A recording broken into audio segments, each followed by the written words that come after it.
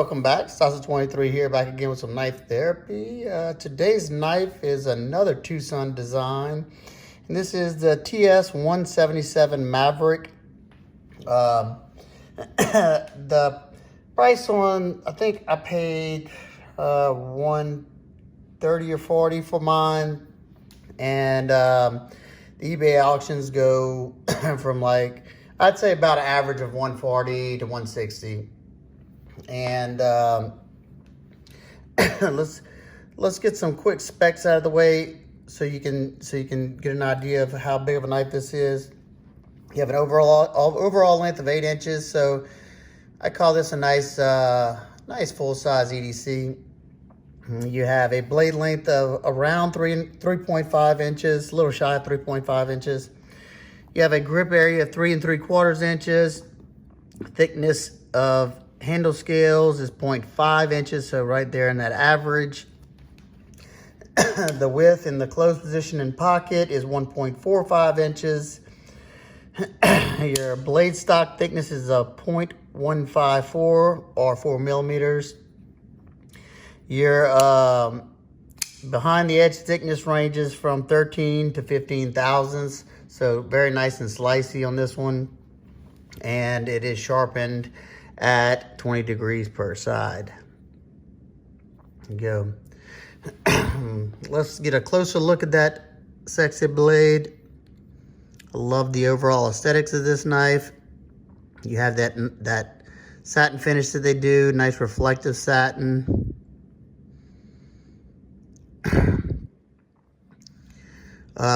You have a nice wedge that goes about 3/4 of the length of the blade. Thins that tip out so you have a nice tip for piercing. You have the TwoSun logo right there.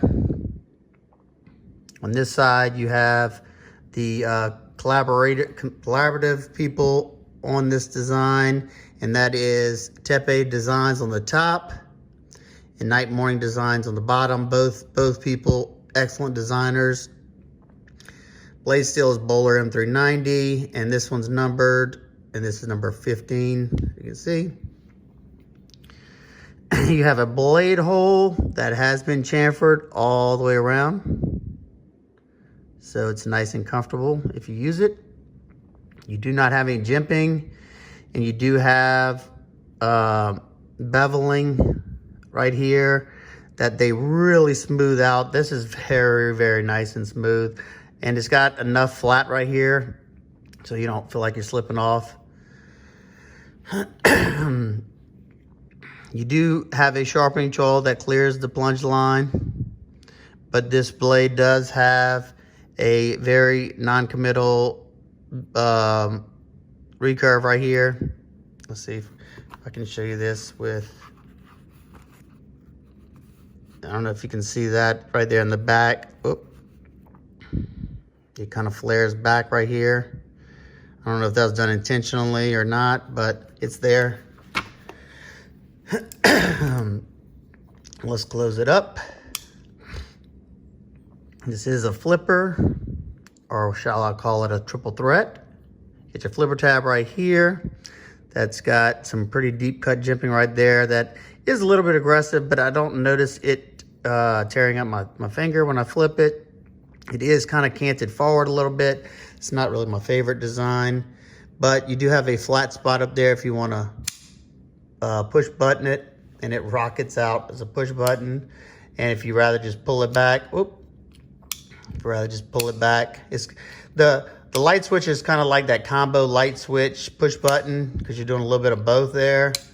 But you can certainly put it up there, and that's how I like to do it, just because I don't have to use the jimping.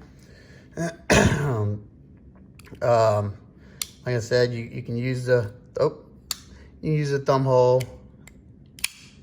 It's a little bit tougher because the D10 is a little bit stronger on this one. Comes out with authority, and then you can spotty flick it as well. But the easiest means of deployment for this my variation is that flipper tab. Close it up. Let's look at the hardware. The hardware is just their standard hardware. You do have flat pin head screws T8 on the pivots and the body screws. And I'm pretty sure, let's see if I have my driver. Yeah, let's see. I'm pretty sure that this is T8 on the lock bar as well. Let's see. Make sure this is a T8 in here. Yep. Oh, nope, that must be a T6. I'm glad I checked. T6 on the lock bar, but that didn't bother me because I don't take the lock bar off to maintenance my knife.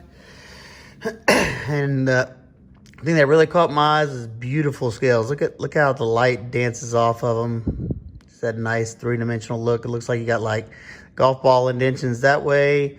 And then if you flip it up, it looks like you got those point rivets coming up right there.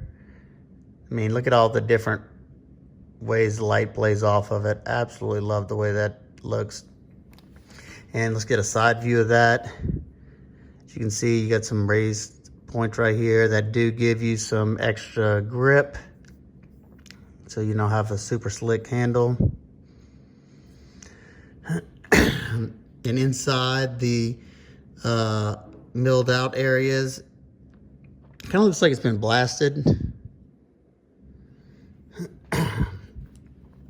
Also, behind the flipper tab, you have a landing pad milled in right there. Just a very slight one right here. Lock bar access. It is riding flush with the other scale. You do have a small chamfer. Let's see if I can show this. Small chamfer right there and right there. Flip it over. You have a 3D milled titanium pocket clip that goes in and out of pocket very nicely. It's not super tight. You got some good spring to it. You have a titanium backspacer that goes about a quarter of the way up. And let me see if where's my light at? And you can see you have some internal milling in there using the Raylight Gemini. You got milling up top, heavily skeletonized to keep this knife pretty balanced right there in the forward choil, right where you want it to be. So it feels way lighter in hand and keeps the weight down on this slabs of titanium. Let's see what the weight is. 4.73 ounces. That's totally manageable for me. Let's get some size comparisons out of the way, and then I'm going to give you all some quick nitpicks that I have with the knife. First one is American Lawman, which is a really good size comparison. The Lawman is a little bit longer, not by much. If you put it pivot to pivot, the blades are pretty darn close. You have a little bit more cutting edge on the Maverick because you don't have that forward finger choil.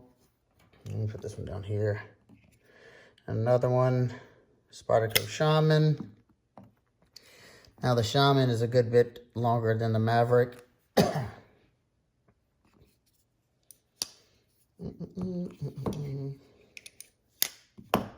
Another great size comparison is the Emerson Mini Commander. These two are pretty much, they're the closest in size. The Mini Commander is just a tad bit shorter, not by much. And one more last one, the Bug Out, Benchmade Bug Out. Bug Out's way smaller than the Maverick in all dimensions.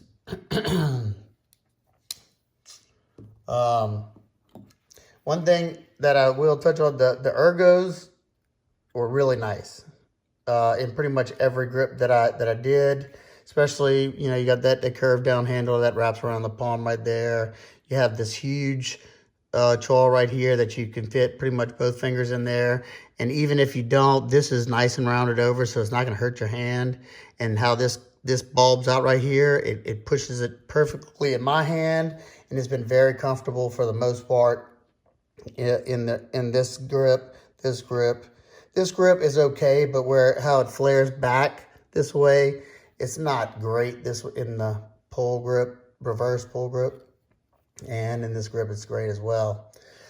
They did a really good job of softening these the edges of the titanium, and they I don't know, it's like they almost put like a polish on them, and then they like did a fine media blast on them.